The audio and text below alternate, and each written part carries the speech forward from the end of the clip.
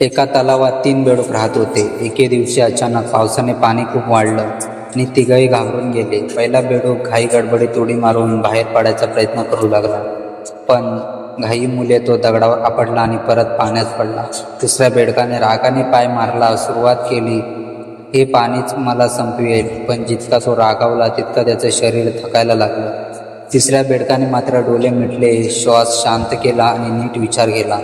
मी जर शांत राहिलो तर नक्की मार्ग सापडेल. त्याने जवळचं एक मोठं पान शोधलं, त्यावर बसला आणि हळूहळू किनाऱ्याकडे पोचला. मित्रांनो, आयुष्याचंही असं आहे. संकट सगळ्यांच्या वाटेला येतात, पण जे लोक घाई किंवा रागात निर्णय घेतात ते अपयशी होतात. ज्यांचं मन शांत असतं तेच योग्य मार्ग शोधतात आणि यशस्वी होतात.